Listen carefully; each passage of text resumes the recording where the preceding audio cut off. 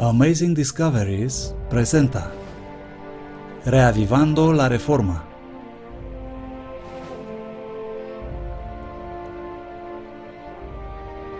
Presentado por el profesor Walter White.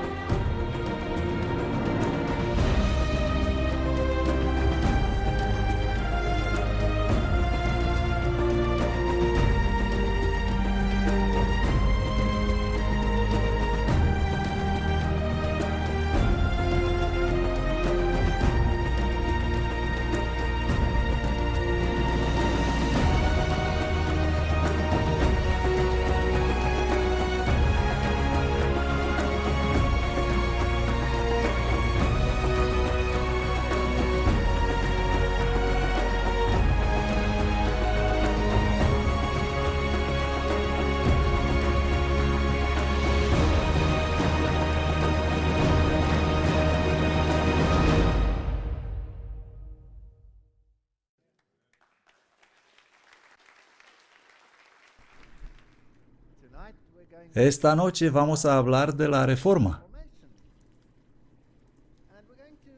Y vamos a observar brevemente algunos de los acontecimientos históricos que ocurrieron y luego ver dónde nos encontramos hoy. Y luego, a medida que avanzamos en el ciclo de conferencias, iremos más y más y más exactamente en lo que ha sucedido con el tiempo y en dónde estamos hoy. ¿Y cómo sucedió? Estos temas son fascinantes. He titulado esta conferencia "Que haya luz", y por supuesto se trata de la historia de la Reforma, y en particular de Lutero. Martín Lutero nació en Eisleben el 10 de noviembre de 1483 de Hans y Margarita Lutero. Cuando nos fijamos en esos retratos, ¿cuál es la imagen que nos viene en la mente? ¿Cuáles son los pensamientos y conjeturas que fluyen a través de sus sentimientos cuando miran esto? ¿Qué ven? Sí, oigo dificultad. ¿Dirían que la riqueza extrema es representada aquí? No. Probablemente la pobreza.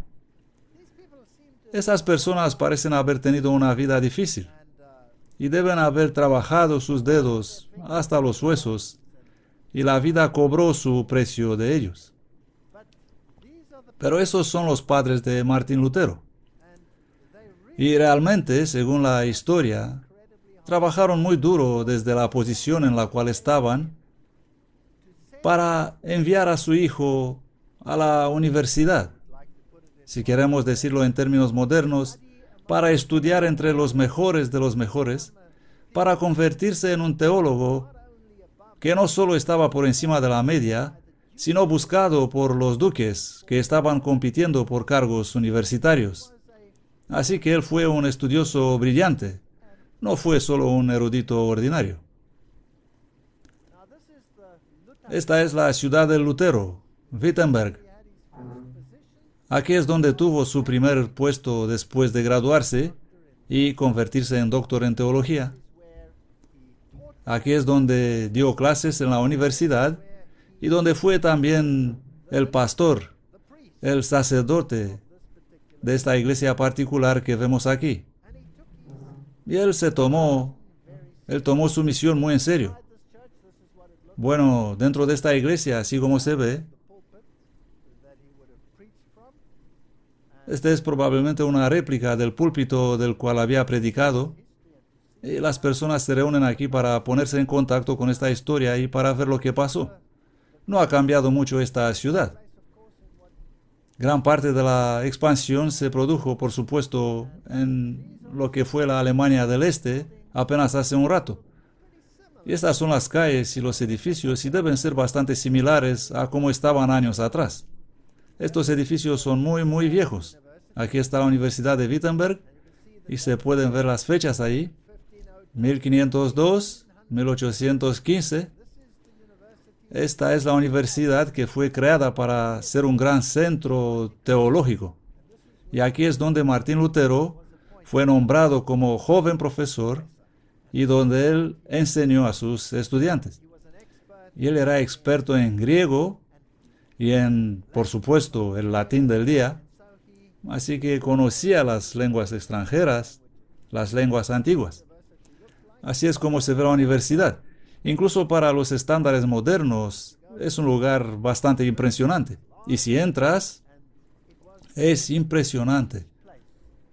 Es grande y debe que era un lugar de aprendizaje prestigioso. Bueno, la reforma comenzó realmente con un incidente, y esto es solo historia, yo solo lo estoy destapando. Cuando un hombre con el nombre de John Tetzel comenzó a vender indulgencias para el papado. Ahora, lo que había pasado era que las expansiones de Roma y el gran coste de la restauración de Basílica de San Pedro había puesto una enorme presión sobre las arcas de la sede romana, por lo que emitió las indulgencias y nombró gente para ir y vender, para recaudar dinero para la reconstrucción y la rehabilitación de la Basílica de San Pedro a su actual gloria. Y este es Tetzel. Era un hombre notorio. Él estaba muy preocupado por la venta de esos. Y esta es una caja original de indulgencias. Cuando pones el dinero en la caja, entonces se decía, cuando el dinero cae en la caja, las almas salen volando del purgatorio. Y la indulgencia no es algo que solo perdona el pecado presente, pero compra el indulto del castigo futuro en el purgatorio. Y por lo tanto se puede comprar también indultos para los que ya han muerto. Así que el miedo a la muerte y el temor del castigo es realmente la fuerza impulsora detrás de la indulgencia. Y por supuesto, si pudiera haber ganancia monetaria, pues mucho mejor. Cuando Lutero visitó Roma, la obra de reconstrucción de San Pedro ya había comenzado. Así que Lutero fue a Roma. Esta es historia. Estoy citando de las mejores, de las fuentes históricas de mayor reputación, muchas de las cuales han sido, como he dicho antes, olvidadas en salas polvorientas. Así que fue a Roma y esperaba esta euforia de la religión, y lo que vio realmente le perturbó. Julio II era papa cuando Lutero visitó Roma, pero en 1513, un año después que Lutero se convierta en doctor, Julio murió y le sucedió como pontífice León X, que era muy ambicioso y quería dejar realmente su sello en Roma. Tan vastos eran los esquemas de Leo para la reconstrucción de Roma que rápidamente vaciaron el tesoro. El Papa recurrió a la venta de indulgencias. Y aquí es cuando él encargó a los distintos territorios para ser socios en esta aventura, porque así es como haces dinero. Consigues el gobierno para dar un corte a la indulgencia, controlas al vendedor que obtiene una parte de los ingresos y el resto va a Roma. Eso es un incentivo. Eso suena a práctica comercial. Así que el comisionado para Alemania era el arzobispo Alberto de Maguncia y Magdeburgo, y esto incluía el área donde trabajaba Martín Lutero, Wittenberg. Y él chocó con este negocio de Roma bajo el cual había este intercambio de dinero. Y entonces él, el subcomisario más destacado y no menos blasfemo, dice esta fuente, esto viene de la historia del protestantismo, era Juan Tetzel, un fraile dominico que parecía haber combinado la voz de un pregonero con los halagos sin escrúpulos de un chapucero. De pueblo en pueblo a través de Alemania, Tetzel pasaba con su séquito. A la cabeza de la procesión, la bula del Papa para la emisión de indulgencias se llevaba en un cajón sobre un cojín de terciopelo. El dominicano llevaba una gran cruz roja de la cual eran suspendidos los brazos de León X, y detrás de él venían las mulas que transportaban los fardos de indulgencias. Me gustaría leerles un buen número de citas esta noche, porque la forma en que estas personas lo describen es realmente fascinante.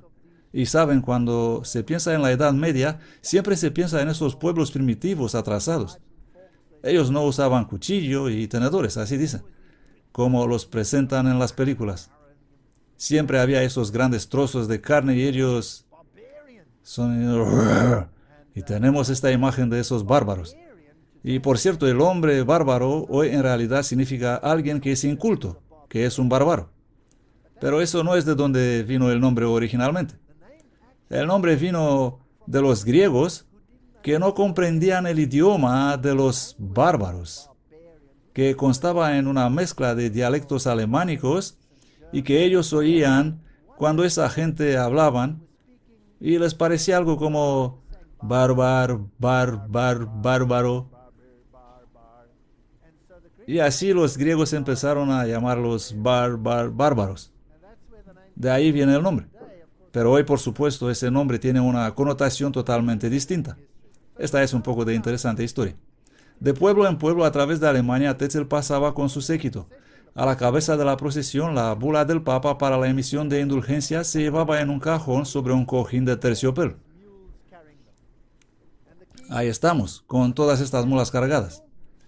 Y las llaves, una estaba en la mano de Tetzel y la otra en la mano de los banqueros, y la tercera estaba en la mano de las autoridades civiles. ¿No es bonito? Tenemos el gobierno, las agencias, los banqueros, y tenemos al benefactor, el recipiente final, Roma, con implicación total. E iba por la ciudad gritando: las indulgencias son el más precioso y noble don de Dios. Venid, gritaba él, y yo os voy a dar cartas debidamente selladas, mediante incluso que los pecados que intentéis hacer serán perdonados. Esta era la naturaleza de las indulgencias. Martín Lutero, por supuesto, y sus feligreses oyeron estas cosas, y así que se irritó. Tetzel proclamaba, como el Papa Bonifacio VIII había hecho 2 siglos antes, que una indulgencia podría ser asegurada por los vivos para el beneficio de los muertos. Sacerdote, noble, comerciante, mujer, joven, señorita, no oyes a tus padres y a tus otros amigos muertos que claman desde el fondo del abismo. Estamos sufriendo tormentos horribles. Una limosna insignificante nos libraría. ¿La puedes dar y no lo vas a hacer? En el mismo instante en que el dinero cae en el fondo del cajón, el alma se escapa del purgatorio y vuela rescatada al cielo. Y luego Tetzel diría: yo te incorporo de nuevo en la comunión de los santos y te reintrego en la inocencia y la pureza en la que estabas en la hora de tu bautismo. De modo que en la hora de tu muerte, la puerta que es la entrada al lugar de tormentos y castigos se cerrará para ti, y la que conduce al paraíso de alegría se te abrirá. Así que ahí estaba ese pregonero clamando esas cosas, y las firmaba con su propia mano. Aquí tenemos un relato histórico interesante. Es así. Esta no es una conjetura. Y me gustaría leerles qué relató John Dowling con respecto a Tetzel, un incidente en su vida que creo que debe ser incluido porque la gente no conoce estas cosas. Un señor de Sajonia había escuchado a Tetzel en Leipzig y fue muy impactado por su impostura. Él se fue al fraile y le preguntó si era autorizado para perdonar los pecados futuros, como él acababa de afirmar, o los que el demandante pensaba cometer. Ciertamente, respondió Tetzel, tengo plena autoridad del Papa para hacerlo. Bien, dijo el caballero, pienso en vengarme contra un enemigo sin atentar a su vida. Te voy a pagar 10 coronas si me vas a dar una carta de indulgencia que me hará sin culpa. Tetzel hizo algunas observaciones y cerraron el trato por 30 coronas. Poco después el fraile salió de Leipzig. ¿Qué pasó luego? El caballero, acompañado por sus criados, le esperó en un bosque entre Hüttenburg y Treblin, le atacó, le dio una paliza y cogió el rico cajón con el dinero de las indulgencias. Un grave problema. Tetzel denunció este acto de violencia y trajo la reclamación ante los jueces, pero el caballero mostró la carta de indulgencia firmada por Tetzel mismo, que le exoneraba de cualquier responsabilidad. El duque George, que al principio fue muy descontento debido a este asunto, después de ver la carta, declaró que el acusado debe ser absuelto. Así que a veces se vuelve en contra, ¿no? Pensé que debo incluir esta pequeña anécdota. Historia del romanismo, página 445, escrito en 1870. Existen cosas interesantes cuando empiezas a cavar. Según nos dice esta cita, Tetzel fue posteriormente encontrado culpable. Él estaba malversando el dinero. Y los ciudadanos que habían optado por la indulgencia de Tetzel como expiación suficiente por sus pecados, que admitieron en el confesionario, vinieron a Lutero y le dijeron, ya sabes, hice esto y el otro, pero estoy bien, Jack, porque mira lo que tengo. Me he librado de esta culpa. Y Martín Lutero explotó. Y el gas estaba en el fuego. Esto viene directamente de los libros de historia. Su siguiente paso fue escribir una carta de respetuoso protesto al arzobispo Alberto de Mayence y Magdeburgo. Y ahora voy a leer. Martín Lutero escribe: el justo con dificultad se salva, escribe él, así que angosto es el camino que lleva a la vida. Los que son salvos son llamados en las marcas bíblicas, salvados del infierno. En todas partes el Señor nos recuerda la dificultad de la salvación. ¿Cómo entonces se atreven estos hombres en hacer que las pobres almas confíen fatalmente en la salvación mediante la mera fuerza de la indulgencia y vanas promesas compradas? Y entonces Martín Lutero, el día de Todos los Santos, 1 de noviembre de 1517, después de predicar sobre este tema, cuando el servicio había terminado, pasó por la multitud el 31 de octubre de 1517 y clavó sus 95 tesis a la puerta de la iglesia en Wittenberg. Esto es conocido por la mayoría de personas en el mundo, lo que pasó. Es interesante, él no criticó Roma en absoluto. Ninguna de las doctrinas de Roma estaban en juego aquí, en esta etapa de la Reforma, solo la cuestión de las indulgencias. Estas 95 tesis trataban la cuestión de las indulgencias y solo las indulgencias. Este es el famoso retrato histórico de Martín Lutero clavando sus tesis en la puerta de Wittenberg. Pero hay partes de la historia que han sido olvidadas y que deben ser repetidas. Cuando vas hoy a esa iglesia vas a encontrar una réplica en la puerta.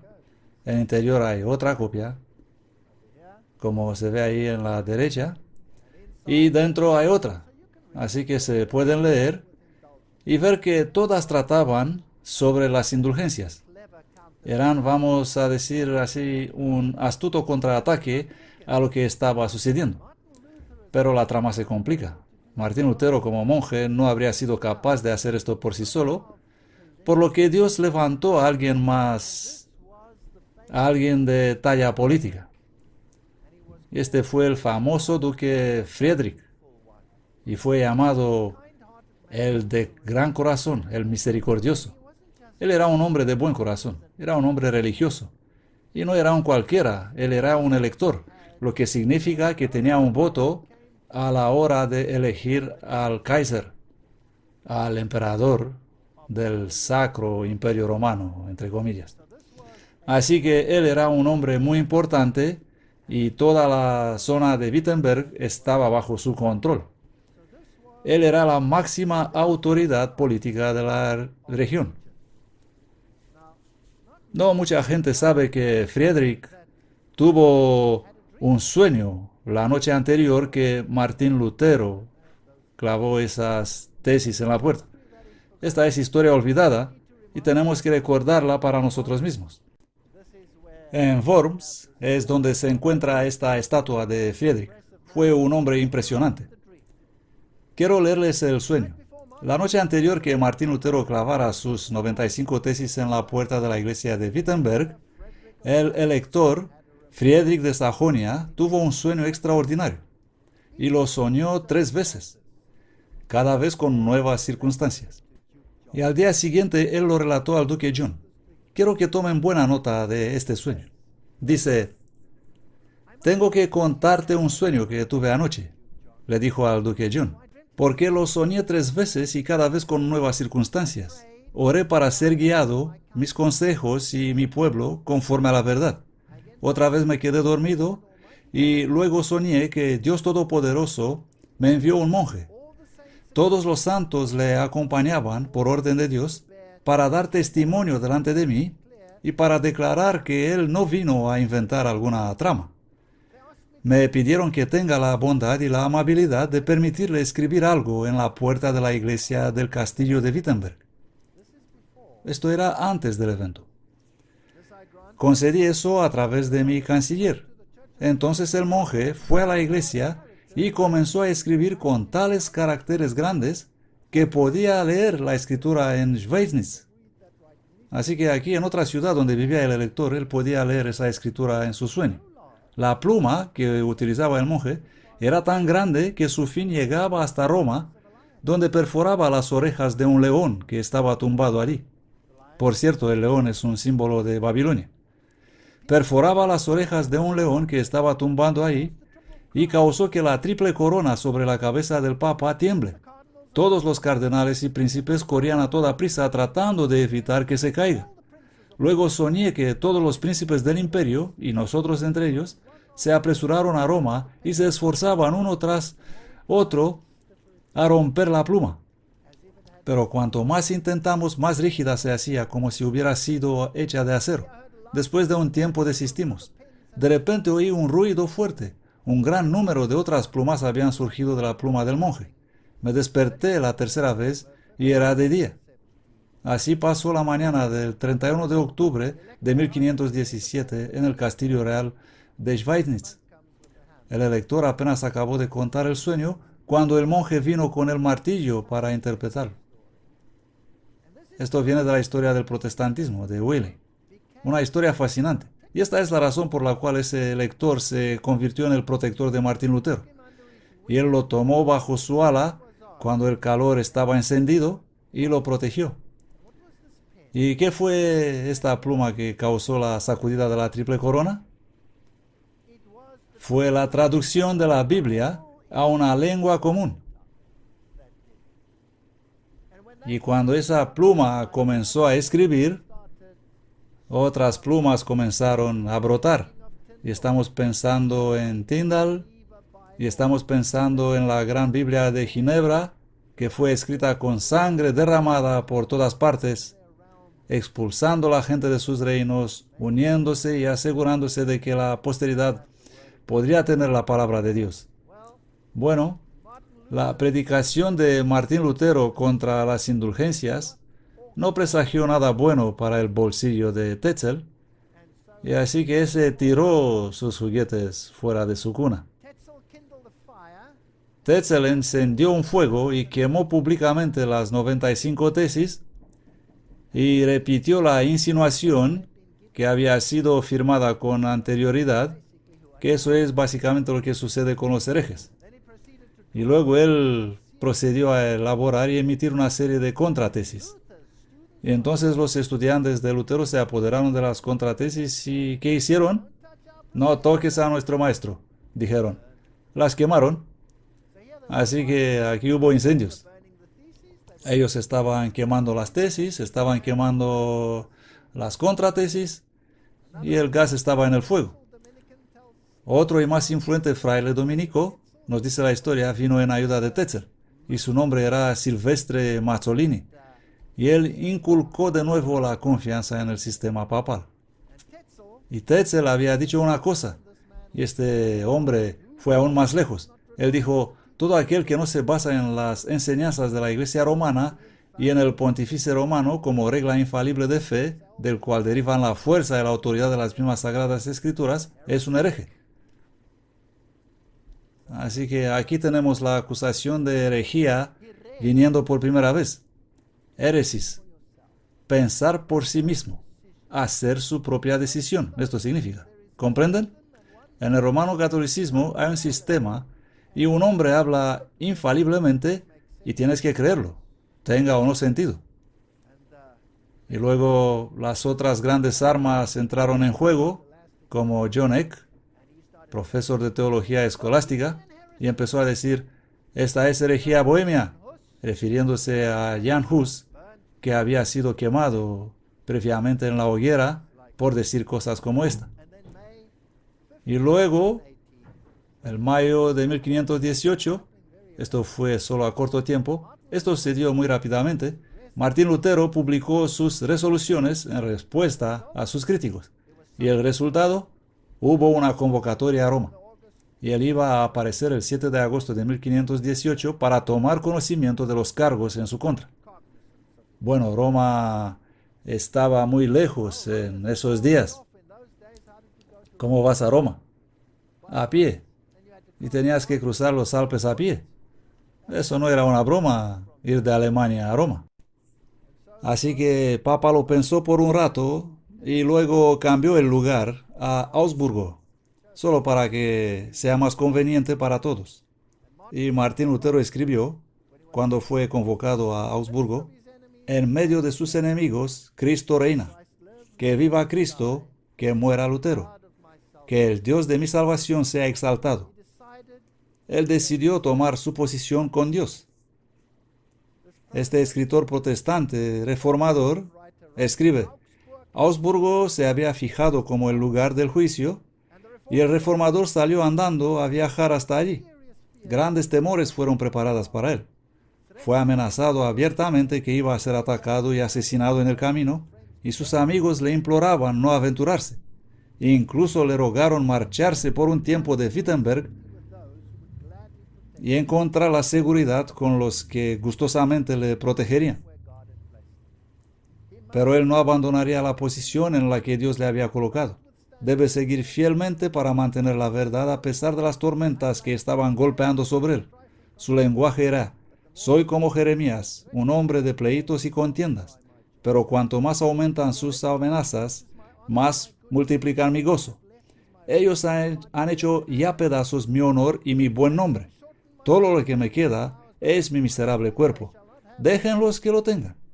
Van a acortar mi vida con unas horas, pero en cuanto a mi alma, no la tendrán. El que decide llevar la palabra de Cristo al mundo debe esperar la muerte a cada hora. Un tipo duro este Martín Lutero. Ahora, si saltamos desde su tiempo hasta la actualidad, ¿cuál fue el problema? Las indulgencias. Jueves 6 de diciembre de 2007. ¡Wow! Eso fue hace poco. El Papa aprueba indulgencias de Lourdes. El Papa Benedicto XVI concedía gran importancia a las indulgencias. El Papa Benedicto XVI ha autorizado indulgencias especiales con motivo del 150 aniversario de la magnífica aparición de la Virgen María en Lourdes. ¡Wow! Fascinante. Y continúa. El pontífice también dijo a los creyentes que oraron en los lugares de culto dedicados a Nuestra Señora de Lourdes de 2 a 11 de febrero del próximo año, este año 2008. Siento que llego un poco tarde para darle esta información. Si hubiera llegado antes, podrían haber aprovechado la ocasión. O que no pudieron hacer el viaje, que también podrían recibir indulgencias. El decreto fue firmado por el cardenal norteamericano G. Francis Stanford, quien es el jefe de la penitenciaria apostólica, un tribunal del Vaticano para indulgencias y para asuntos de conciencia. Y luego relata un poco de historia. ¿Saben? Es casi como si este papado moderno está diciendo, ¿cuál fue el problema de la reforma? Aquí, en tu cara, la indulgencia más grande en la historia de la Iglesia Romano-Católica. Una indulgencia universal. Ni siquiera tienes que ir al lugar. Solo piensa en ello antes de esas fechas y tendrás una indulgencia. Y el mundo protestante es mudo, ni una palabra. Volvamos a la historia. Primera reunión de Lutero con el cardenal Caetano, 11 de octubre, el día después de que habría recibido un salvoconducto del emperador. Esta es una historia fascinante. Saben, Jan Hus también había recibido un salvoconducto, y el emperador estaba cuando se reunieron en Constanza, y el prelado papal condenó a Hus, pero el emperador le había dado paso libre, garantizado. Y el prelado papal miró al emperador y dijo: Jan Hus, se te condena a muerte. ¿Y qué hizo el emperador? Se sonrojó, pero no dijo una palabra. Ese era el poder del papado. Y aquí estaba otro emperador, y le dio paso libre a Martín Lutero. Y es interesante, ¿eh? Porque dijo: no quiero sonrojar como mi predecesor. Y por eso, a pesar de que ya había sido firmado y sellado que Martín Lutero debía ser condenado a muerte, él pudo salir y su muerte fue aplazada. El cardenal señaló dos de sus proposiciones como erróneas en ese concilio. En una de ellas negó que el sacramento tiene eficacia a menos que un hombre tenga fe, y en la otra negó que los méritos de Cristo forman parte del tesoro del cual Papa concede indulgencias a los fieles. 4 días más tarde, el 20 de octubre, Martín Lutero escapa de Augsburgo. En Augsburgo, escribe este historiador, en la historia del protestantismo, Lutero dejó atrás una apelación a Roma. Y me gusta su apelación. Él escribe: apelo al Santo Padre el Papa, mal informado, al Santo Padre el Papa León X, por la gracia de Dios, que sea mejor informado. Lo puso bonito, ¿no? Lutero supo por primera vez que en realidad ellos tenían el informe pontificio en las manos para arrestarlo y condenarlo a muerte. ¡Wow! Así que esto es otra vez lo mismo que le hicieron a Jan Hus. Al recibir el informe del delegado en Roma, el Papa procedió a emitir el 9 de noviembre una nueva decretal sobre el tema de las indulgencias. Y esta es la decretal: todos los que han adquirido las indulgencias, vivos o muertos, quedan eximidos de la pena temporal por tantos pecados actuales según el equivalente de la indulgencia adquirida. Esta doctrina se debe predicar y practicar de todos, bajo pena de excomunicación, de la cual solo el Papa puede absolver, salvo en casos de muerte. Este es el decreto papal, y nunca ha sido revocado, lo que significa que cuanto más rico eres, mayor es tu indulgencia, ya que puedes darte el lujo de una indulgencia más grande. Y cuanto mayor sea tu indulgencia, mejor para ti. Así que esta es salvación por la cartera. No existe tal cosa como salvación por la cartera en la Biblia. Martín Lutero afirma que solo hay salvación por gracia. El efecto sobre Lutero fue doble. Le encontramos escribiendo en ese tiempo a su amigo Wenceslaus Link en Nuremberg. Él decía: cada día crece sobre mí la convicción que Papa es el anticristo. Aquí estaba la batalla. Y luego, el 15 de junio de 1520, llegó una bula papal condenando como escandalosas, heréticas y condenables 41 de las proposiciones extraídas de los escritos de Lutero. Y Lutero escribe su famosa obra, La cautividad babilónica de la Iglesia. La Iglesia está en el cautiverio babilónico. La Iglesia está repitiendo la historia del antiguo Israel. Una hermosa visión tipológica. Las tipologías que promulgan los relatos bíblicos dan un mensaje más grande sobre la verdad. Y Martin Luther pone todo junto y declara que sin fe en la promesa de Dios, el sacramento está muerto. Es como un cofre sin joya, como una vaina sin espada. No puedes ser salvo por lo que haces. No puedes ser salvo por un ritual, confiar en un sacramento, haciendo gestos. Si no está aquí en el corazón, es muerto. Esta es la teología protestante temprana. Hoy sabemos que no existe tal cosa como salvación por sacramento, si vas a través de la Biblia. Así que el 31 de octubre de 1517, Martín Lutero expuso su tesis. El 3 de enero de 1524, la bula papal estaba allí. Así que estos hechos ocurrieron en un periodo muy corto de tiempo. Y entonces fue llamado a Worms, y esto es lo que dijo. Me llaman, fue la respuesta de Martín Lutero a sus amigos. Se ordenó y decretó, continuó él, que me presente en esa ciudad. Ni fue a retractarme ni huir. Iré a Worms, a pesar de las puertas del infierno y del príncipe de la potestad del aire. Y se fue allí, solo. Estuvo delante del emperador y delante de la iglesia. Estuvimos en Worms. Ahí estaba esta magnífica reformación de la estatua. Estaba cubierta porque la limpiaban, pero estaba decidido a echar una mirada. Así que nos hemos deslizado dentro, a donde eran los que la limpiaban. Fueron muy amables, así que entramos y tomamos algunas fotos. Ahí está Martín Lutero estando firme con la Biblia en la mano, apuntando hacia ella. Sola escritura, la Biblia y solamente la Biblia. Esta es la foto del monumento actual como está hoy. Y con el príncipe elector y todo lo demás. Y luego algunos famosos dichos de Martín Lutero. Los que comprenden a Cristo no serán tomados cautivos por las leyes humanas. Ellos son libres no conforme a la carne, sino conforme a su conciencia. Bonita declaración. Verdaderamente cosas poderosas. Y ese famoso dicho también.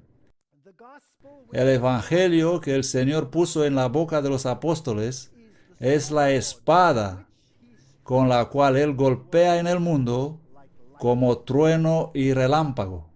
La palabra de Dios y solamente la palabra de Dios. Sola escritura. Y luego dice, el pastor lee en alemán.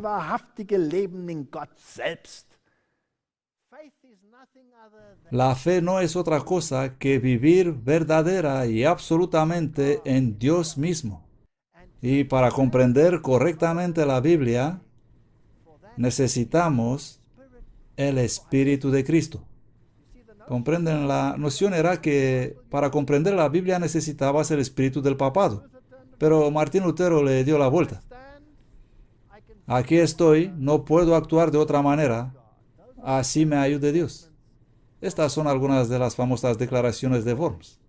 La iglesia o el sitio donde este encuentro tuvo lugar fue destruida en algún momento después y no existe hoy, sino una plaza que se ve ahí.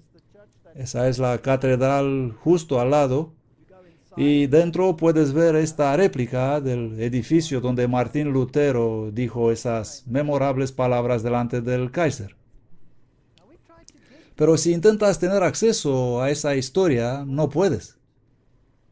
Estaba cerrado. Había una valla rodeando todo el sitio, las puertas cerradas con pesadas cadenas, y yo necesitaba estas fotos para venir aquí y mostrarles. Así que estuvimos pensando, a ver cómo vamos a conseguir esto. Y tuvimos que subir esas cosas con pinchos. Y ven que ya no soy joven, pero fue divertido. Hemos saltado con todas las cámaras por ahí y hemos conseguido entrar. Y ¿saben qué es interesante? En todos los lugares donde están estos sitios de la Reforma, como les he mostrado ayer, las huellas se han borrado ya. Y a veces se han profanado, en mi opinión. ¿Qué hicieron aquí en este sitio? Pusieron una escena donde presentan conciertos rock, justo allí. Y cuando se abren esas puertas y todos entran y los grupos de rock empiezan a gritar, la historia de Martín Lutero es eliminada. Aquí es el lugar donde Martín Lutero estuvo. Los árboles hay tanta luz que no puedes ver nada. Así que tuvimos que hacer una sombra para poder leer. Y lo que dice ahí, este es el aula, la gran sala donde estuvo de pie, lee en alemán. Aquí estuvo delante del Kaiser y el reino Martín Lutero en 1521. Y habló estas memorables palabras: aquí estoy, no puedo actuar de otra manera, así me ayude Dios. Esta es la escena para los grupos rock. Hay los asientos, los bancos, y ahí puedes disfrutar de lo que sea. Bueno, Martín Lutero escapó de Worms y su amigo el elector lo trajo consigo y lo puso en el castillo de Wartburg que vimos anoche, y ahí fue realizada la mayor obra para los siglos venideros, la que hizo posible para nosotros conocer qué dijo realmente Dios. Ahí él contempló su vida, habiendo sido ese piadoso monje de la iglesia que nunca quiso dividir. Ahí él asimiló la verdad del Nuevo Testamento y vio que todos los apóstoles habían sido casados y que ninguna de esas estructuras eclesiásticas eran en realidad bíblicas, y pensó en lo que vio y en lo que experimentó y en lo que escribió sus famosas obras y escribió sus memorables Notes Monasticis, que es su obra en contra del monacato, del todo el sistema de monjes y monjas, y habló sobre los excesos, los peligros y la naturaleza no bíblica de estos ejercicios. Y la gente empezó a salir, los monjes abandonaban los monasterios, las monjas se separaban también, abrazaban el protestantismo, y toda la imagen del cristianismo fue cambiada. Martin Luther es responsable por estos actos. Él mismo dijo: no voy a casarme porque mi vida está en peligro y qué voy a ofrecer a mi esposa. Pero hubo una señora muy persistente. Ya saben, algunas señoras pueden ser muy insistentes. Y ella no le dejó escapar. Ahí está, Katharina von Bora. Ella misma había sido monja y ella y Martín Lutero se casaron y tuvieron 6 niños. Y existen relatos fascinantes. Saben, nunca hay que despreciar una buena mujer.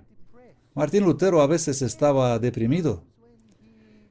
Y sí, hubo momentos cuando él encontraba consuelo en una copa o dos, cosa que los críticos modernos aman usar para exagerar sobre esto. Y este hombre que estuvo por la justicia e hizo tantas cosas rectas y habló tantas cosas, estuvo desalentado en algún momento, sí. En un momento en su vida ni siquiera movía más. Y Caterina se despertó una mañana, se vistió en negro, con velo negro y todo en tono negro. Y no dijo una palabra, solo estaba con él haciendo lo que tenía que hacer, ya saben, comida y lo demás. Y día tras día, ella llevaba la ropa negra, hasta que finalmente Martín Lutero ya no pudo callar. Él dijo: ¿qué te pasa? ¿Qué hay de esta ropa negra que llevas siempre? Y ella dijo: estoy de luto. Y él dijo: ¿de luto? ¿Para quién estás de luto? Y ella dijo: estoy de luto por Dios. Está muerto. Ha muerto. Y Martín Lutero la miró y dijo: Dios no está muerto. Y ella dijo: tú ciertamente actúas como si él fuera muerto. Luego en Wartburg él empezó a traducir el Nuevo Testamento. En mayo de 1522 la impresora Melchior Lotter comienza su trabajo en este volumen de 444 páginas. Y ahora escuchen esta historia interesante. Esta edición se agotó rápidamente y fue seguida inmediatamente por una nueva edición revisada conteniendo 21 ilustraciones del Apocalipsis de Juan basadas en 15 xilografías del Apocalipsis hechas por Dürer. Y hemos visto algunas de ellas anoche. Este es el informe de Lutero a Spalatino. El 10 de diciembre de 1520 a las 9 de la mañana, todos los siguientes libros papales fueron quemados en Wittenberg. Parece que esta gente estaba encendida. En la puerta oriental, cerca de la Santa Cruz, la ley del canon, ¡wow!, quemó la ley del canon. La más reciente bula del León X, la Suma Angélica de Eck, Chrysospasus, todos esos libros, las quemaron, para que los incendiarios papales se darán cuenta de que no se necesita mucho esfuerzo para quemar libros que ni siquiera pueden refutar, refiriéndose a sus libros. Y luego su monumental declaración: no puedo y no quiero retractar, así me ayude Dios. Y otra declaración famosa de Lutero: el tiempo del silencio ha pasado, ha llegado la hora para hablar. Eso fue hace 400 años atrás. Me pregunto dónde estamos hoy. Vamos a leer qué más dijo, no sea que empezamos a subir en las barricadas. Que las mentes choquen, pero mantener los puños abajo. Es un buen consejo. Que las mentes choquen, pero mantener los puños abajo.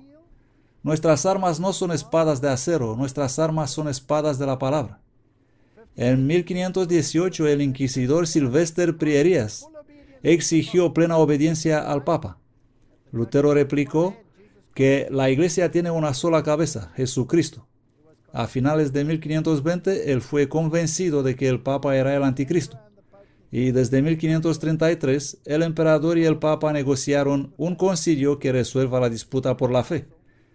Lutero demandó un concilio libre que reconozca únicamente la Biblia. Y luego, en 1544, él rechazó las pretensiones papales. Ahora, no todo estaba bien entre los reformadores. Martín Lutero tuvo un problema con Roma y también tuvo un problema con los reformadores. Aquí tenemos una de las piedras. El pastor lee en alemán. Significando la palabra de Dios y los escritos de Lutero son veneno para Papa y Calvino.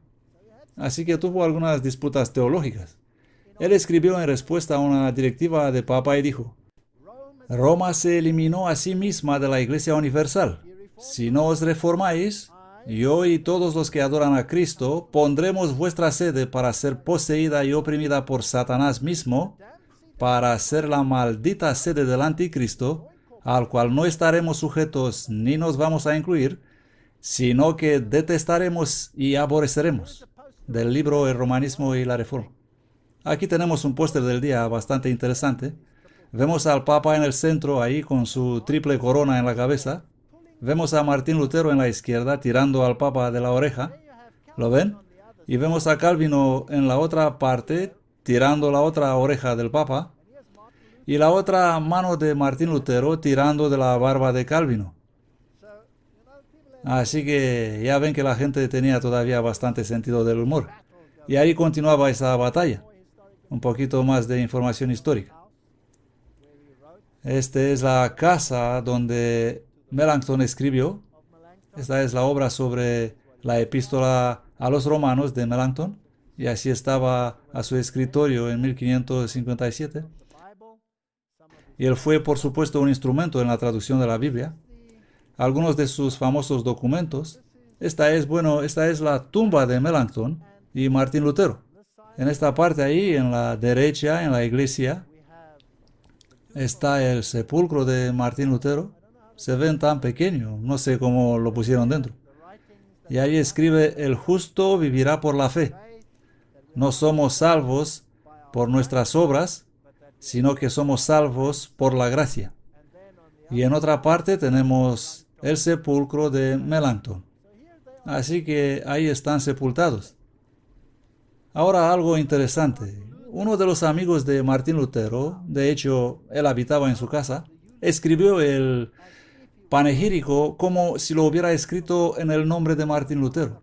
Su nombre era Johann Reifenstein y escribió lo siguiente al entierro de Martín Lutero: en vida fui tu amenaza, muriendo voy a ser tu muerte, Papa. En el año 1546, dejando atrás sus 63 años y entrando en el 64, él murió.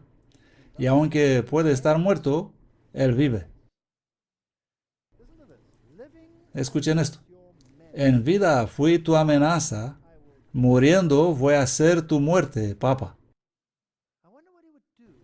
Me pregunto qué haría él si pudiera ver nuestros días. Me pregunto qué sentiría y qué pensaría. Gratan Guinness escribe en el Romanismo y la Reforma: En 1500 no existía ninguna nación libre en Europa. Todas estaban sujetas al tiránico gobierno de Roma.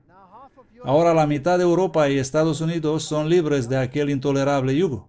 La enseñanza fue resucitada y el arte de la imprenta descubierto. Desde entonces la palabra de Dios ha sido multiplicada, traducida y expuesta como nunca antes. Poderosos intérpretes fueron levantados como Mead, Sir Isaac Newton, Eliot. La reforma protestante fue obstaculizada por una tremenda reacción del papado.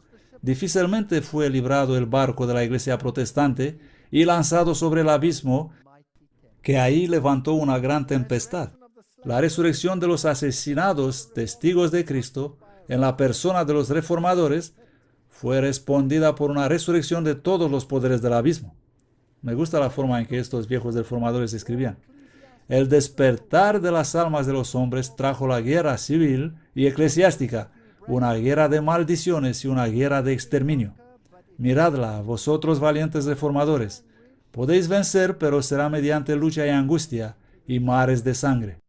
Ahora escuchen este relato histórico. Guinness escribe: levántate, oh Lutero, clama respecto a la cautividad babilónica de la iglesia, quema la bula papal, despierta Alemania, pero tendrás tu reto. Satanás traerá a su Loyola y Loyola a sus jesuitas, sutiles, enseñados, con atuendos y nombres sagrados, con infinitos disfraces, innumerables, académicos, profesores, teólogos, confesores de príncipes, políticos, retóricos, casuistas, geniales instrumentos, sin escrúpulos, de doble filo, hombres adaptados a todos los ámbitos y todas las empresas. Ellos irrumpirán contra la iglesia de la Reforma, cada uno sabio en su sabiduría y fuerte en su fuerza, que no son desde arriba, sino desde abajo. Él escribe: cabalga adelante, limpia flor de Francia, esforzaos, oh valientes hugonotes, por la libertad de vuestro país y por la fe del Evangelio. Pero París se inundará con vuestra sangre. Vais a ser amontonados como basura en las calles.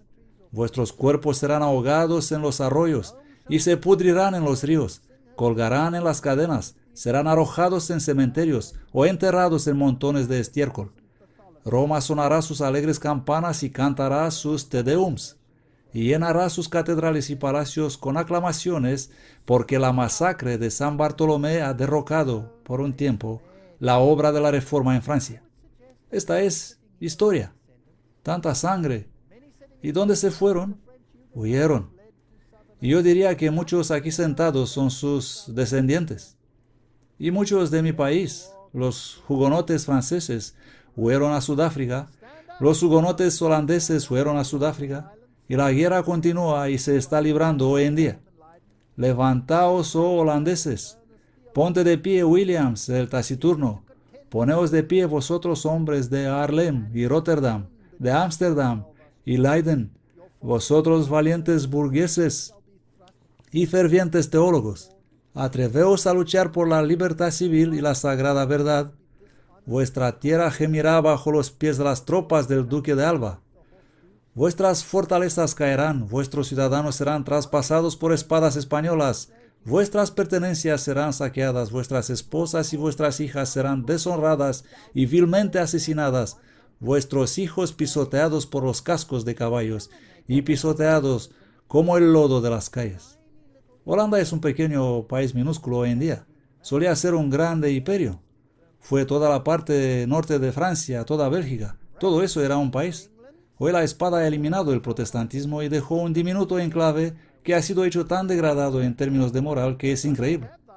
Rompe tus cadenas, oh Inglaterra. Roma encontrará los medios para remacharlos de nuevo. Me pregunto si dijo la verdad.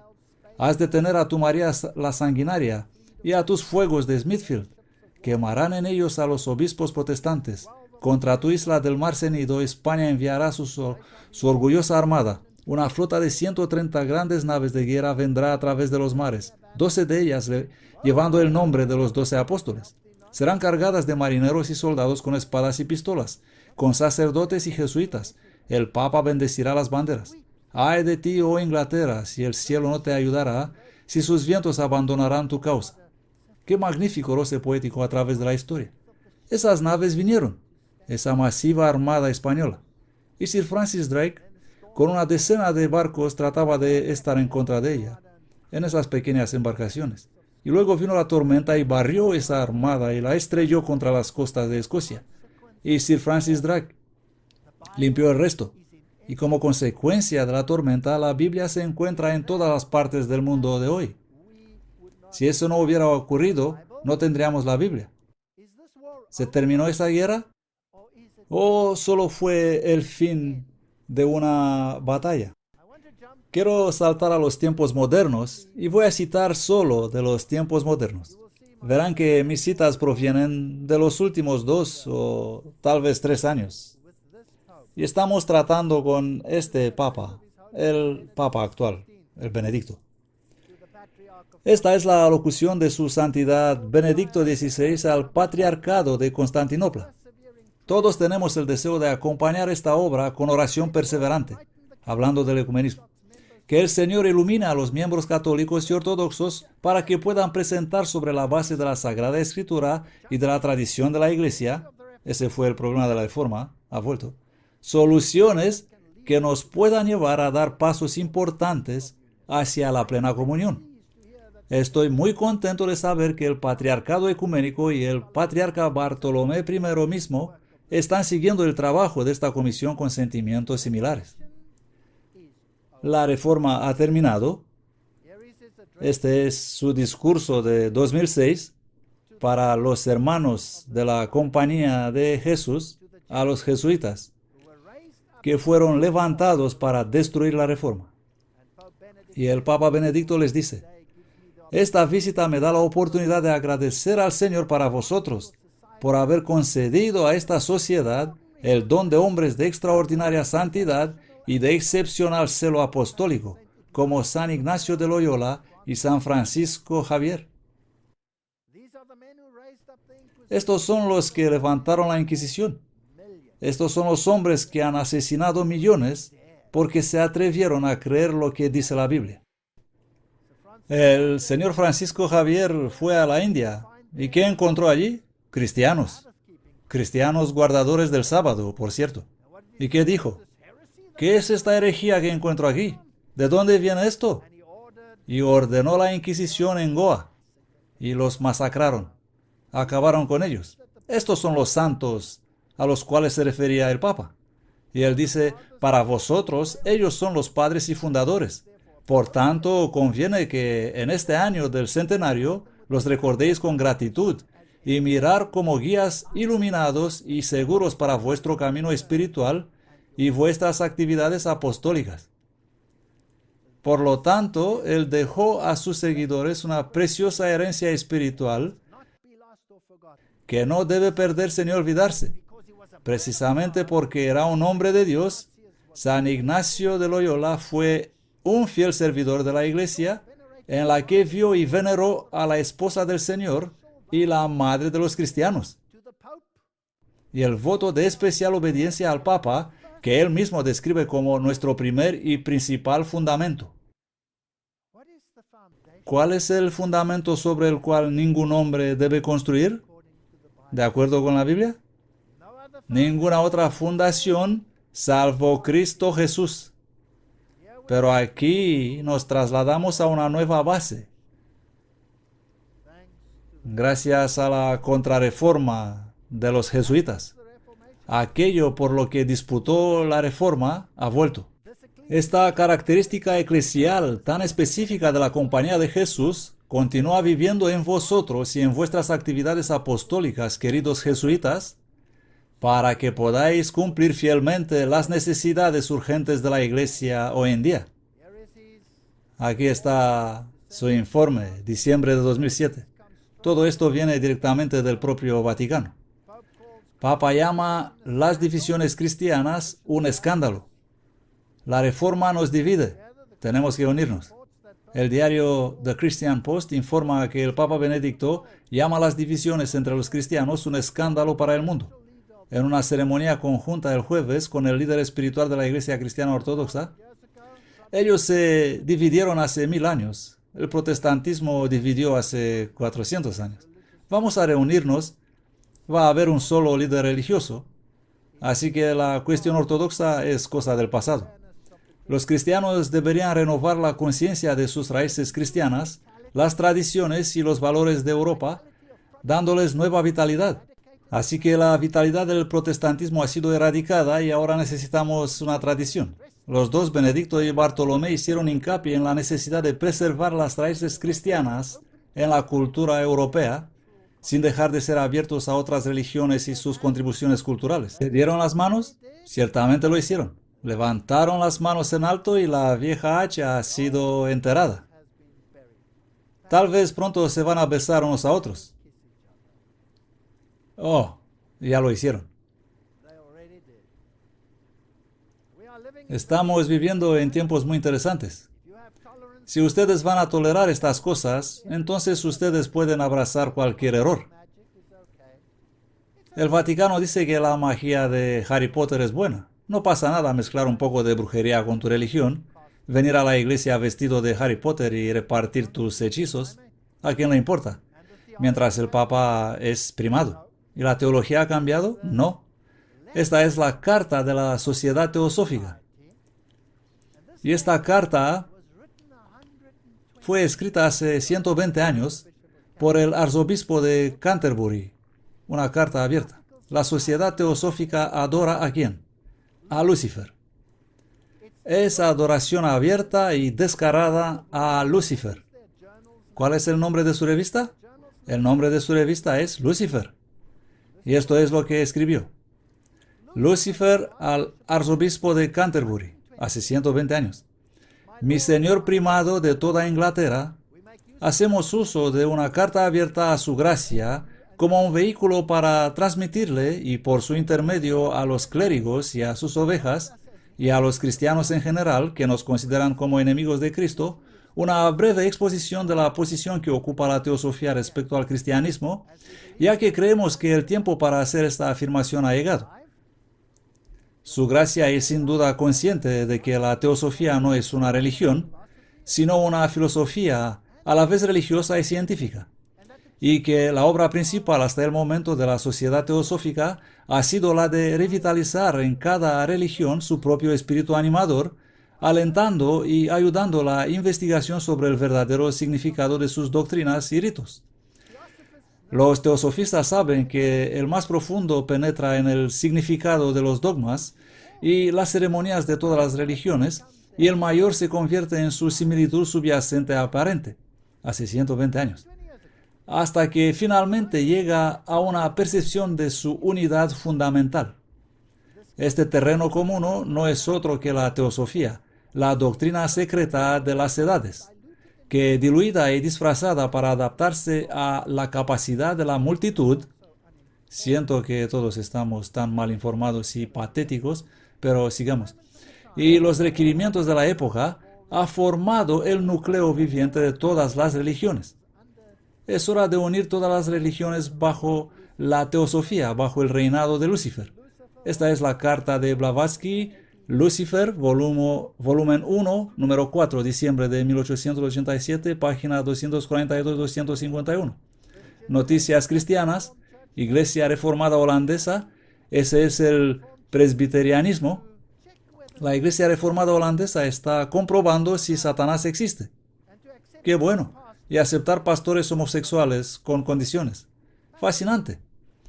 Así que la Iglesia hoy tiene que averiguar si Satanás existe. No puedes simplemente leerlo en la Biblia y ver que tentó al Señor mismo, ¿sí o no? ¿Dónde hemos llegado? Este es un prominente teólogo. Su nombre, profesor Volmarans. Y estas son las personas que entrenan a los teólogos de hoy, a los pastores del mundo. ¿Y a quién está hablando? Está hablando a la Sociedad Teosófica.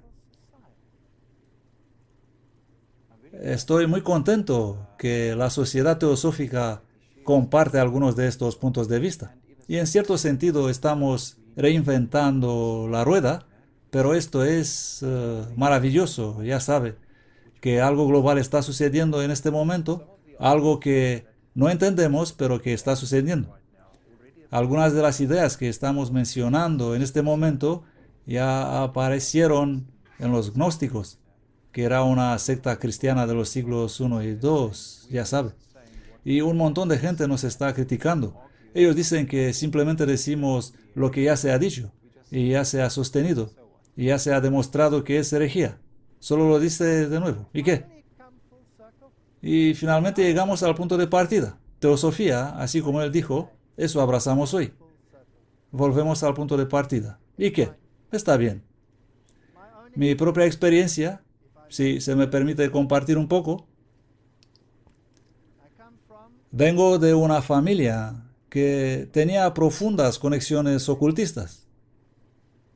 Y quería declarar claramente, soy un tipo bastante travieso, así que quería que ustedes tengan una declaración que solo se puede obtener de alguien de dentro. Y mi esposa, por haber sido la hija de un muy alto, prominente ocultista, que ahora está muerto, y tengo un gran respeto por mi suegro, hemos utilizado su nombre para llamar a la puerta de sus conexiones ocultas anteriores para preguntarles si podríamos guardar un libro de ellos. Pero cuando se enteraron quiénes éramos y quién era mi esposa en particular, fueron tan emocionados que nos invitaron a entrar. Casi tuvimos un ataque de corazón, por cierto. Lo que es fascinante es lo que descubrí allí, que esos escritos de teosofía de Blavatsky forman la fortaleza de lo que se enseña en los seminarios teológicos de renombre en el mundo. Esto es aterrador. Y luego lo tienes confirmado por los mismos teólogos que se supone deben enseñar el Evangelio a la gente. El Vaticano repite, las demás denominaciones cristianas no son verdaderas iglesias. Por segunda vez en una semana, el Papa Benedicto ha corregido lo que él dice ser interpretaciones erróneas del Concilio Vaticano II, reafirmando el primado de la Iglesia Católica Romana y diciendo que las otras comunidades cristianas eran o deficientes o no eran verdaderas iglesias. Así que en lugar de revocarlo, no, ellos lo repiten. Y luego en 2007, las iglesias planean volver a unirse bajo el Papa. Propuestas radicales para reunir a los anglicanos con la Iglesia Romano-Católica bajo el liderazgo del Papa han de ser publicadas este año, escribe el diario The Times Online, en este informe de 42 páginas firmado por los obispos. Y aquí lo tenemos. La Iglesia Anglicana de Inglaterra. Roma encontrará los medios para volver a colocar las cadenas, escribió Gratan Guinness hace 120 años. Aquí, Rowan Williams, jefe de la Iglesia Anglicana, arzobispo de Canterbury, se postra en sumisión al anillo del Papa. La Reforma ha muerto. Roma no hace ningún secreto de su objeto. Es reunir a Inglaterra a la cristiandad latina mediante el restablecimiento de la supremacía papal aquí. Si Inglaterra ha de ser reunida a la cristiandad, dijo el cardenal Manning hace más de 100 años, es por la sumisión a la autoridad viva del vicario de Jesucristo. El primer paso de su regreso debe ser la obediencia a su voz, como la rebelión contra su autoridad fue el primer paso de su separación. Bueno, ya está hecho. Negocio cerrado. Y los luteranos no van a capitular, ¿verdad? ¿O sí? No, ellos se disculparon por lo de Martín Lutero. Y aquí tenemos a los líderes de la Federación Luterana Mundial y a su presidente encontrado al Papa. ¿Saben qué? Cuanto más grande sea la cruz, más pequeña es la fe. Cuanto menor sea la fe, más grande la profesión exterior.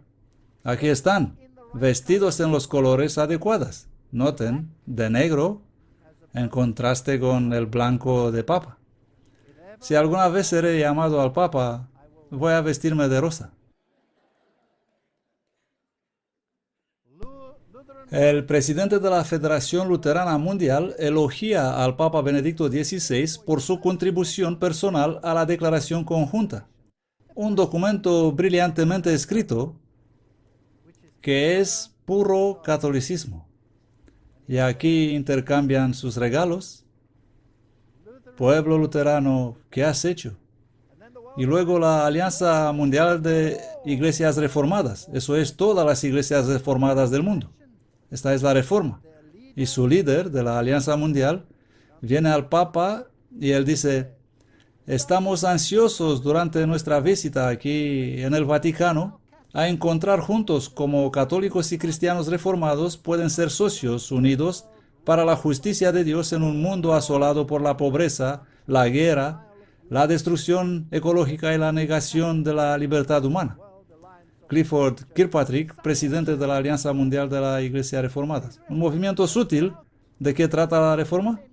Trata de la centralidad de Cristo. Trata de la enseñanza acerca de Jesucristo y la salvación en Él. ¿Cuál es la religión actual? Un mundo sacudido por destrucción ecológica y negación de la libertad humana. Esto es humanismo, no es religión. Hemos sido engañados. Nos han robado.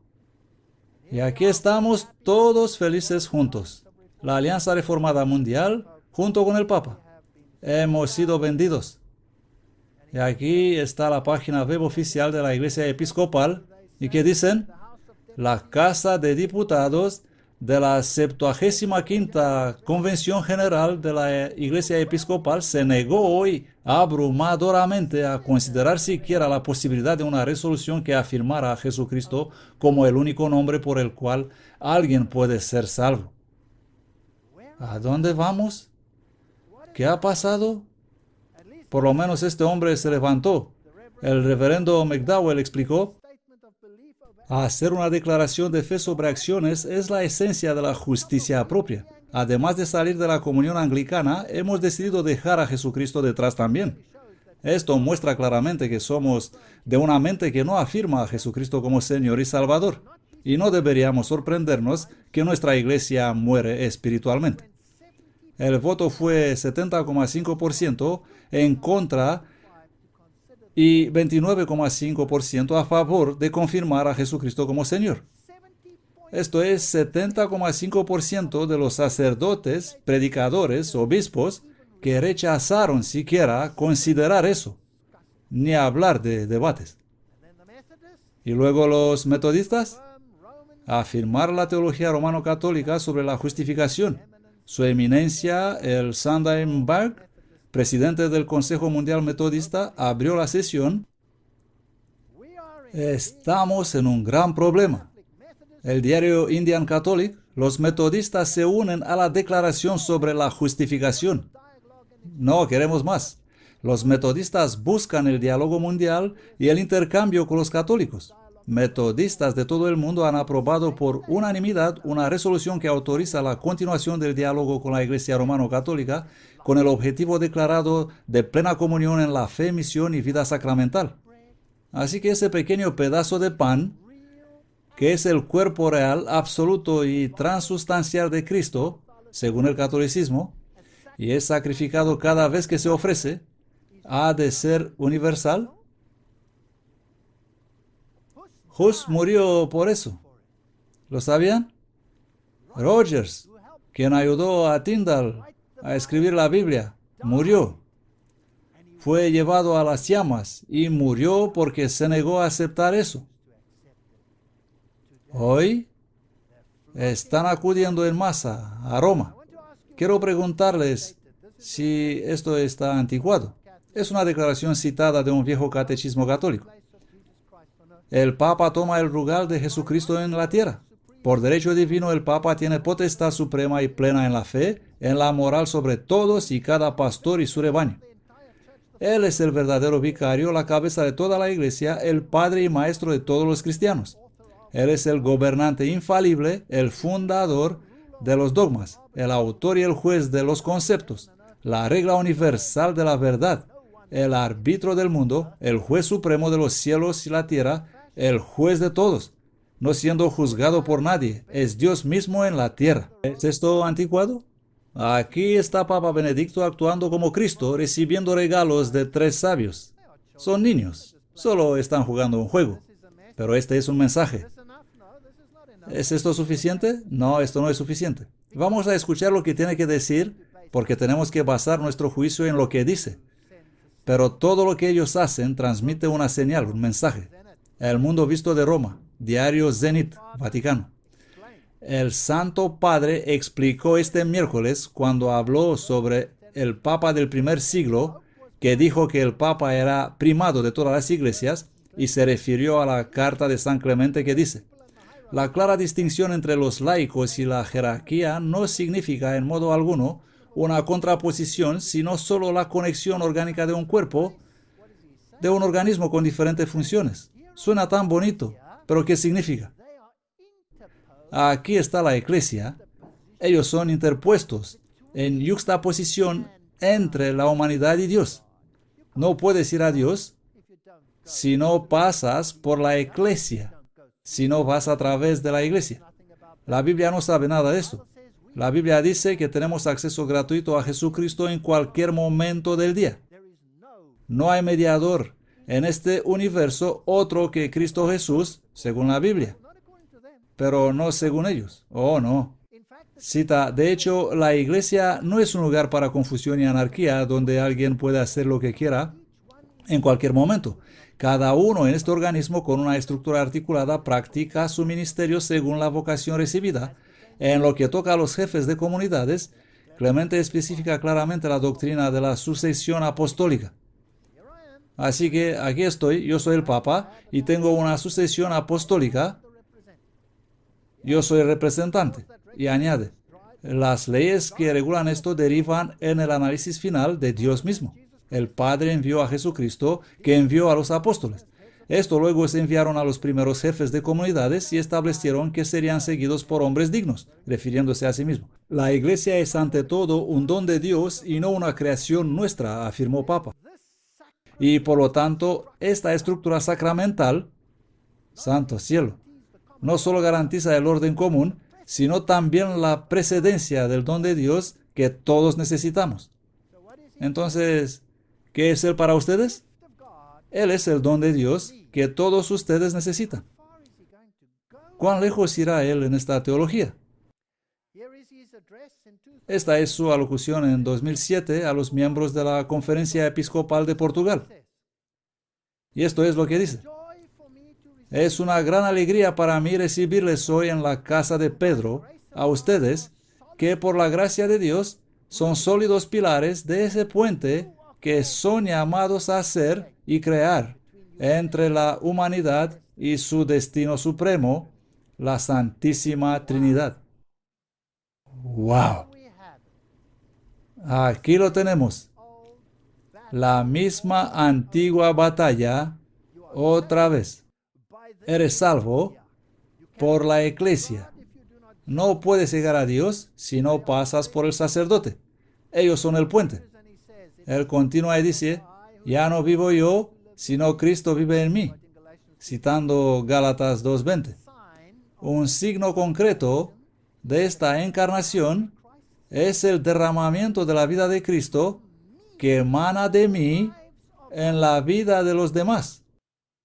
Esto se debe a que no puedo tener a Cristo solo para mí. Puedo pertenecerle a Él solo en unión con todos los que se han convertido o serán suyos. Nos convertimos en un cuerpo aunados en una única existencia. Este cuerpo de Cristo que abraza la humanidad de todos los tiempos y lugares es la iglesia. Entonces, ¿cómo eres salvo? Eres salvo por el Papa.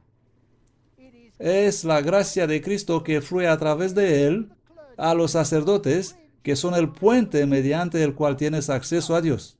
No. La Biblia dice que tenemos un solo mediador entre Dios y el hombre. Y no el clero y Dios, no el hombre y Dios, un solo mediador, el hombre, Cristo Jesús. No rebajáis a Jesús. No hay marcha atrás en el viaje ecuménico, dice el Papa. El Papa se encuentra ahora con el secretario general del Consejo Mundial de Iglesias, y durante la cumbre dijo: no hay marcha atrás. Y todas esas iglesias comprendían 561 millones de personas que tienen que volver atrás y aceptar la primacía papal, cosa para la cual Lutero y todos los reformadores, muchos de ellos lucharon y murieron. El camino entre Roma y Ginebra no siempre ha sido suave, pero leo solo esa palabra, no tenemos que leer toda la cita del Consejo Mundial de Iglesias, esa palabra lo dice todo. Irreversible. Fin. Eso significa que el Papa está diciendo que la reforma ha muerto, la han matado, se ha terminado. Aquí está su discurso a los miembros del grupo de trabajo conjunto entre el Consejo Mundial de Iglesias y la Iglesia Católica de enero de 2008. Espero estar al día lo suficiente sobre los temas. Ya no estoy hablando de historia antigua. Estoy hablando aquí y ahora. Estoy serio. Me complace darle la bienvenida a ustedes, miembros del grupo conjunto de trabajo entre el Consejo Mundial de Iglesias y la Iglesia Católica reunidos en Roma para iniciar una nueva etapa de su trabajo. El Consejo Mundial de Iglesias y la Iglesia Católica han disfrutado de una relación fructífera ecuménica que se remonta a la época del Concilio Vaticano II. El grupo de trabajo conjunto que empezó en 1965 ha trabajado asiduamente para fortalecer el diálogo de la vida, que mi predecesor, el Papa Juan Pablo, llamó diálogo de caridad. Vaya, esta cooperación ha dado expresión viva a la comunión que existe entre los cristianos y ha promovido la causa del diálogo y el entendimiento ecuménico. Estamos sujetos a su gracia, la del Papa. El cardenal Casper elogia el compromiso ecuménico del Papa. Y si te atreves a hablar en contra de eso, aquí está el artículo del periódico Soy un terrorista, dice el Vaticano, de 2007. Bueno, es finalmente oficial. La mayoría de ustedes podrían haber tenido sus sospechas, pero ahora es un sí definitivo. Según el Vaticano, cualquiera que critique al Papa es ahora oficialmente un terrorista. Afortunadamente no lo estoy criticando, solo estoy leyendo lo que dice. Y aquí tenemos otro artículo de prensa. Los participantes se reúnen en Pasadena y formaron un nuevo consejo que se llama Iglesias Cristianas Unidas. Ellos se reunieron por primera vez en 2007. Estos son los movimientos finales. Y tenemos a todos estos maravillosos cardenales. El cardenal Keeler, Arquidiócesis de Baltimore, el Dr. Shaw, Comisión Nacional Bautista, a todos los que quieras. La Iglesia Ortodoxa, los obispos norteamericanos, James Fulano de Tal, la Iglesia de Santidad Pentecostal, etc. Todo el equipo de Tiro.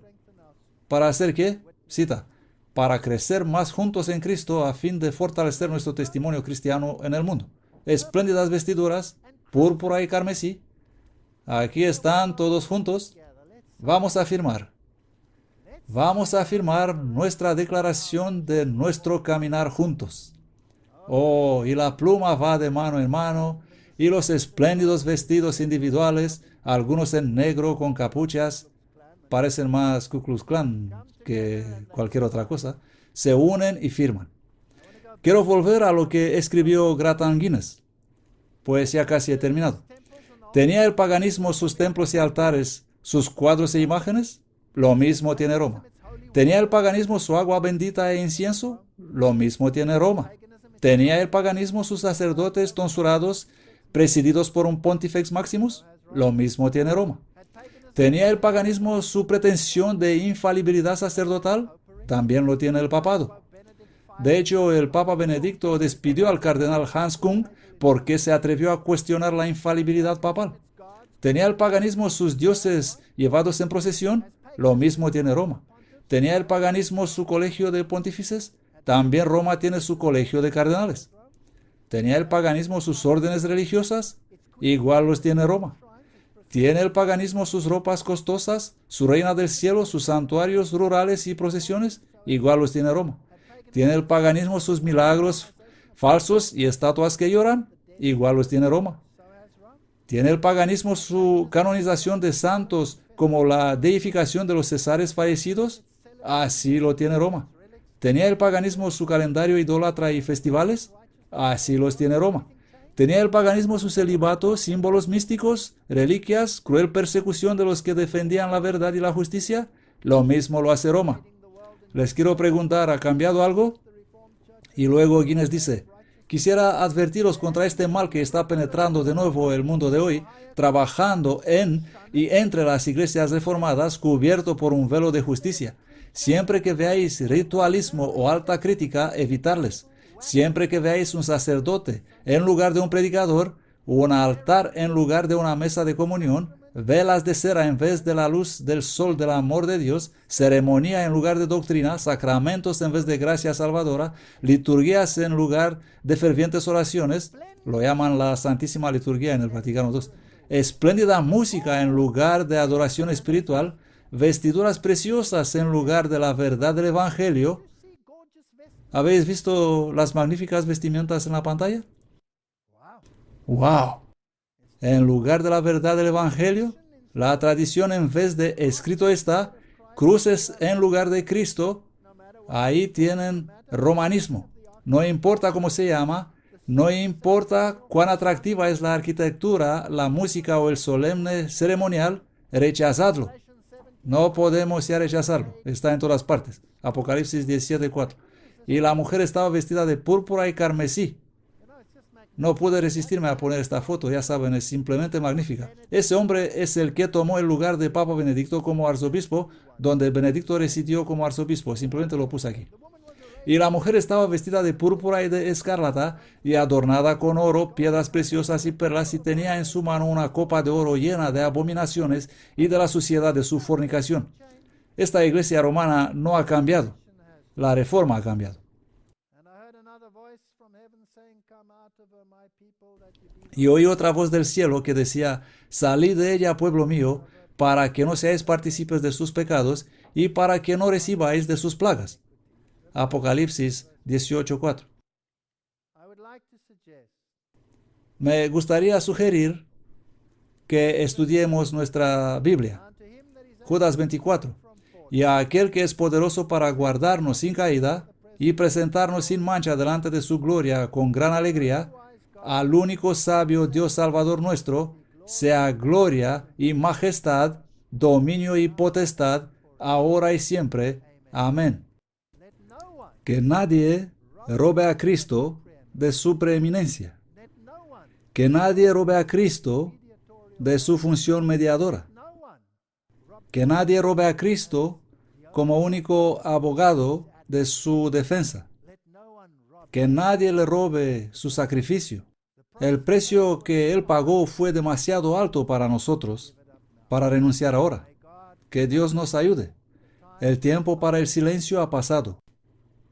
Ha llegado la hora para hablar. Amén.